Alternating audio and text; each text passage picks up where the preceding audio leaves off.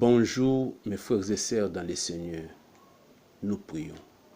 Nous te bénissons tendre Père pour ce moment que tu nous accordes afin de communiquer ta parole à ton peuple partout dans le monde où il se trouve. La Bible dit c'est poussé par le Saint-Esprit que les hommes ont parlé de la part de Dieu. Nous aimerons être conduits, dirigés par ton Saint-Esprit afin de communiquer quelques paroles qui pourraient édifier ton peuple. Commence, chemine et termine avec nous. Au nom de Jésus, j'ai prié. Amen. Bien-aimés dans le Seigneur, le monde est dans une crise. Ce message est en train de vous être envoyé au moment où le monde entier est dans une crise sanitaire qu'on appelle coronavirus. Et les pays, chaque pays a son économie, a un niveau d'économie qui est différent de celui des autres pays. Je ne sais pas tu es dans quel pays. Moi, je suis en République démocratique du Congo à Kinshasa. Et quand je regarde la vie, comment elle se passe à Kinshasa, j'analyse un certain nombre de faits, je relève un certain nombre de comportements. Et je vois que les gens sont inquiets. Ils sont inquiets. Ils vivent dans la crainte.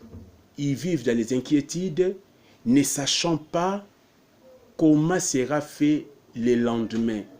Ils sont dans l'incertitude pour terminer même la journée d'aujourd'hui. Les gens sont dans la peur.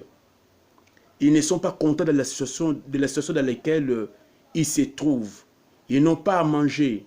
Ils n'ont pas à boire. Ils ne savent pas comment payer les factures. Parce que les gens ne travaillent pas.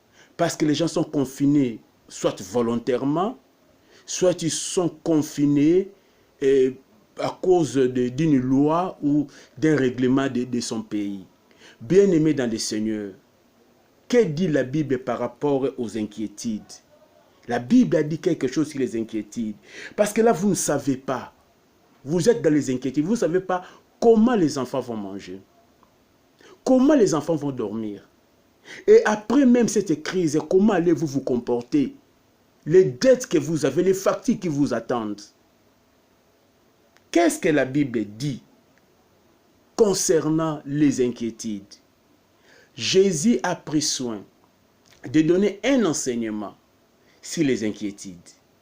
Alors ensemble, ouvrons la Bible pour découvrir en quelques mots ce que Jésus-Christ nous a dit concernant les inquiétudes. Nous ouvrons nos Bibles dans Matthieu chapitre 6. Nous lirons le 25 jusqu'au verset 34. Je lis.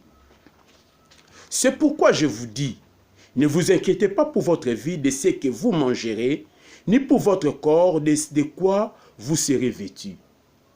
La vie n'est-elle pas plus que la nourriture, et le corps plus que les vêtements? Regardez les oiseaux du ciel, ils ne sèment ni ne moissonnent, et ils n'amassent rien dans des greniers, et votre Père céleste les nourrit. Ne valez-vous pas beaucoup plus qu'eux? Oui. Qui de vous, par ses inquiétudes, peut ajouter une coudée à la durée de sa vie? Et pourquoi vous inquiétez au sujet du vêtement? Considérez comment croissent les lys des champs. Ils ne travaillent ni ne filent. Cependant, je vous dis que Salomon même, dans toute sa gloire, n'a pas été vêtu comme l'un d'eux. Si Dieu revêt ainsi l'herbe des champs, qui existe aujourd'hui et qui demain sera jeté au four, ne vous vêtira-t-il pas à plus forte raison, gens de peu de foi? Ne vous inquiétez donc point et ne dites point, que mangerons-nous? Que boirons-nous? De quoi serons-nous vêtus? Car toutes ces choses, ce sont les païens qui les recherchent. Votre Père céleste sait que vous en avez besoin. Cherchez premièrement le royaume et la justice de Dieu, et toutes ces choses vous seront données par surcroît. Bien-aimés dans le Seigneur, Jésus a enseigné sur les inquiétudes. Et la première chose que nous allons retenir, c'est que Jésus nous interdit. La première chose, c'est que Jésus nous interdit d'avoir des inquiétudes. Ne t'inquiète pas pour la nourriture, ne t'inquiète pas pour ce qu'il faut boire et ne t'inquiète pas pour les vêtements. Voyez-vous, Jésus nous interdit. Si nous sommes des chrétiens, nous devons savoir que notre Seigneur nous a interdit de nous inquiéter. Donc, bien-aimé, tu ne dois pas t'inquiéter. Quel que soit ce que tu vois, quel que soit ce que tu vis, quel que soit ce qui se présente devant toi, quelles que soient les incertitudes que tu as, Jésus, notre Seigneur, te dit de ne pas t'inquiéter. Bien-aimé, c'est la deuxième chose. Jésus dit que la vie que nous avons est plus que la nourriture. Voyez-vous, au lieu de s'inquiéter sur la nourriture, qui n'a pas plus de valeur que la vie que Dieu vous a donnée. Si vous a donné la vie, ne vous donnera-t-il pas la nourriture? Même au cas où vous n'avez pas la nourriture, le fait que vous avez la vie, ça suffit. Au bien-aimé dans le Seigneur, Jésus-Christ a dit que la vie qu'il vous a donnée, le souffle de vie que vous avez, est plus que les vêtements. Oh bien-aimé dans le Seigneur, tu ne peux pas te tuer à cause de la nourriture. Je vois des gens se bousculer pour acheter la nourriture. Je vois des gens se bousculer devant les guichets des banques. Je vois les gens se bousculer devant les distributeurs automatiques pour retirer les billets des banques. Bien-aimés dans le Seigneur, au mépris de la vie, au mépris du danger, au mépris des coronavirus, parce qu'ils veulent à tout prix, au péril de leur vie, avoir la nourriture, avoir l'argent. Mon frère, tu peux avoir la nourriture pour les enfants. Tu peux même retirer l'argent pour les enfants. Et en venant à la maison, en rentrant à la maison, tu leur amènes et la nourriture et la mort par le coronavirus. Non, mon frère, ma soeur. La Bible dit, c'est Jésus qui dit, la vie vaut est plus que la nourriture. C'est comme si beaucoup de gens pensent que la nourriture est plus que la vie. Non, Jésus remet les pendules à l'air. Bien-aimé dans le Seigneur, la vie que tu as est plus que la nourriture. Donc, s'il faut que tu puisses rester à la maison pour ne pas exposer ta vie à cause de la nourriture, cache-toi, protège-toi, parce que ce que tu as là, la vie que tu as là, est plus que la nourriture. Oh, bien-aimé dans le Seigneur, ton corps vaut plus que les vêtements. Le Seigneur a dit, le corps que nous avons, cette enveloppe de l'âme, cette enveloppe de l'esprit que nous avons, il a plus de valeur que les vêtements. Ne détruisons pas notre corps pour les vêtements. Ne détruisons pas notre corps pour les vêtements, parce que les vêtements n'ont pas assez de valeur par rapport au corps que nous avons. Troisième chose que Jésus a dit, il dit, qui de nous pourra-t-il retrancher ou ajouter quelque temps à la durée de sa vie à cause des inquiétudes? Tes inquiétudes ne peuvent ajouter rien. Tes inquiétudes ne retrancheront rien dans ta vie. Tes inquiétudes n'ajouteront pas un temps supplémentaire à ta vie. Non! Tu vivras la vie que Dieu a voulu que tu puisses avoir sur terre. Tes inquiétudes n'ajouteront rien. Que tes inquiétudes même ne coûteront pas les jours qui t'avaient été destinés sur la terre. Oh bien-aimé dans le Seigneur, croyons au Seigneur. Croyons au Seigneur. Attention aux inquiétudes. Parce que les inquiétudes, si vous manifestez les inquiétudes appellent souvent les murmures. À force de s'inquiéter, vous finirez par commencer à murmurer. Et lorsque vous murmurez, vous attirerez la colère de Dieu. Chrétiens, au lieu d'avoir les inquiétudes qui vous conduiront au murmure, et le murmure appellera la colère de Dieu. Voyez-vous dans les déserts, les enfants d'Israël, à cause de leur murmure, ils ont été châtiés par Dieu. Alors, au lieu de s'inquiéter, au lieu d'avoir des inquiétudes, nous devons avoir la foi. Nous devons avoir confiance au Seigneur. Reposons-nous sur le Seigneur. Comptons sur le Seigneur. En ce moment, nous avons besoin du Seigneur. Sans Dieu, nous ne pouvons absolument rien. Comptons sur le Seigneur. Comptons sur lui. Et quatrièmement, pour que Jésus il veut nous enseigner pourquoi nous ne devons pas avoir les inquiétudes. Il veut nous montrer comment est-ce que Dieu est capable de pouvoir nous prendre en charge. Il nous amène dans des écoles. La première école, c'est l'école des oiseaux du ciel. Dans l'école des oiseaux du ciel, écoute ce que Jésus dit. Il dit, regardez les oiseaux du ciel, ils ne sèment ni ne moissonnent, et ils n'amassent rien dans des greniers, et votre Père Céleste les nourrit, ne valez-vous pas plus que beaucoup d'eux? Voilà, il nous amène d'abord dans l'école des oiseaux du ciel. Alléluia. Écoutez, dans cette école-là, la première des choses qu'il nous dit, d'observer. Chacun d'entre nous a le pouvoir de faire l'observation. Chacun d'entre nous peut observer, regarder attentivement pour tirer un certain nombre de leçons. La Bible dit, observez les oiseaux du ciel. Et Jésus le dit, ces oiseaux du ciel-là, ils ne sèment pas, ils ne moissonnent même pas. Depuis que Dieu les a créés, ils n'ont jamais sémé, ils n'ont jamais moissonné. Cela veut dire, bien aimé, les oiseaux du ciel, ils ne travaillent pas. Les oiseaux du ciel, ils n'ont pas de salaire. Et la Bible dit, ils n'amassent pas dans les greniers, c'est-à-dire, ils n'ont pas de provision, ils n'ont pas d'épargne. Les oiseaux du ciel vivent au jour le jour. Oh bien-aimé dans le Seigneur, quelle est la leçon que nous devons tirer de ces choses-là? Cela veut tout simplement dire que si notre Dieu les nourrit, pourquoi il ne va pas nous nourrir? Oh bien-aimé dans le Seigneur, vous savez que même en ces temps, en ces temps de crise sanitaire, même en cas de guerre, les oiseaux du ciel n'ont pas de problème. Ils ne pleurent pas. Et ils sont nourris par le Seigneur. Ils n'ont jamais dit parce qu'il y a la guerre, parce que les balles soufflent par-ci, par-là, nous allons manquer de nous. Ce n'est pas leur problème. Parce que Dieu les nourrit. Dieu leur donne ce qu'ils ont besoin tous les jours. Oh bien-aimé, même en ce moment de coronavirus, les oiseaux ne pleurent pas.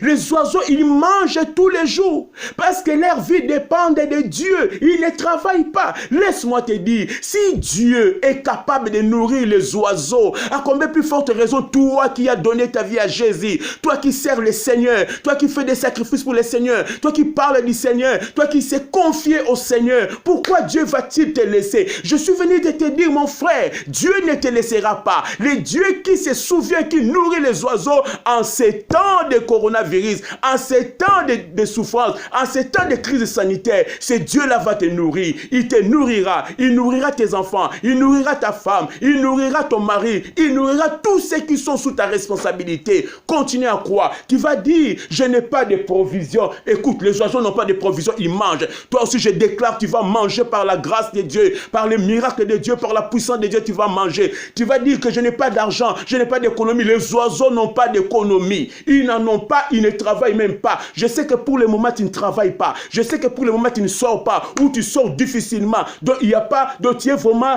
c'est comme si tu es confiné quelque part. Laisse-moi te dire, cela n'empêcherait pas au Seigneur de te bénir, de te visiter, d'agir dans ta vie. Crois au Seigneur. C'est pour des moments tels que celui-ci, que nous avons aussi crié au Seigneur. Parce que lorsque nous sommes limités par nos mouvements, nous sommes limités par notre capacité, nous pouvons compter sur la force de Dieu, nous pouvons compter sur la capacité de Dieu, nous pouvons compter sur la provision de Dieu. Je déclare qu'il y a une provision de Dieu pour toi. Et en cette semaine et en ces jours, tu verras le miracle de Dieu et tu mangeras, tes enfants mangeront, vous serez dans la joie.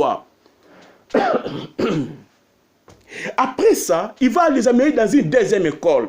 Dans la deuxième école, c'est l'école des listes des champs. Oh bien-aimé, il dit, regardez, il dit, et pourquoi vous inquiétez au sujet des vêtements? Considérez comment croissent les lys des champs. Ils ne travaillent ni ne filent. Cependant, je vous dis que Salomon, même dans toute sa gloire, n'a pas été vêtu comme l'un d'eux. Le Seigneur Jésus, il est en train de nous dire, bien-aimés dans le Seigneur, que regardons les lys des champs. Ils naissent aujourd'hui, le Seigneur les vêtit et demain il les jette au four. Et tous les jours, il les vêtit magnifiquement. Et la Bible fait même la comparaison avec les grands sapeurs de la Bible. J'ai cité Salomon. La Bible dit que même Salomon, le grand sapeur de la Bible, n'a pas été vêtu comme l'un d'eux. Alors que la vie, l'existence de ces herbes et des champs, de ces lys, n'est qu'une existence éphémère. Mais malgré cela, malgré le caractère éphémère de leur vie, Dieu leur donne de quoi se vêtir. Oh, bien-aimé dans le Seigneur, j'aimerais te dire une chose. Si Dieu se met en peine de ses lys des champs pour le vêtir, tu penses que ces dieux-là ne va-t-il pas te vêtir? Parce que tu vaux plus que les herbes des champs. Tu vaux plus que ces herbes-là. Parce que ces herbes-là ont une durée de vie limitée. Mais toi, tu vis de nombreuses années sur la terre. Et tu es serviteur de Dieu. Et tu es un enfant de Dieu. Dieu va te vêtir. Il va te vêtir, mon frère. Il va te vêtir, ma soeur. Il vêtira tes enfants. Alors voilà, mon frère, ma soeur. Pourquoi faut-il encore s'inquiéter? Ne t'inquiète pas. Parce que les inquiétudes traduisent le manque de foi ou la petitesse de notre foi. Oh bien-aimé, croyez au Seigneur. Ne vous inquiétez pas. Croyez au Seigneur. Le Dieu qui nourrit les oiseaux du ciel, il va te nourrir. Il nourrira tes enfants. Pour finir le message, première des choses que nous avons dit, ne t'inquiète plus si de quoi tu vas manger, si c'est que tu vas boire, de quoi tu vas te vêtir. Ton Dieu, qui est ton Père céleste, il s'occupera de toi. Il te donnera ce que tu as besoin au jour le jour. Deuxième chose, votre Père céleste sait ce que vous avez besoin journellement. Il connaît tes besoins quotidiens. Il les connaît. Même avant que tu puisses prier, il les connaît. Quand tu pries, c'est juste pour lui rappeler. Quand tu pries, parce que la prière fait partie des plans de Dieu dans l'acquisition de ses bénédictions. Mais Dieu n'a pas besoin seulement de tes prières pour comprendre tes besoins. Avant même que tu puisses prier, Dieu connaît tes besoins. Je suis en train de te dire que Dieu connaît tes besoins de tous les jours. Ce n'est pas aujourd'hui qu'il va oublier tes besoins. Quel que soit le nombre de gens que Dieu est en train de diriger, il te connaît par ton nom. Il sait ce que tu as besoin. Il connaît tes besoins et il va les combler et tu sortiras de cette crise vainqueur. Et je crois que ta foi sortira grandie.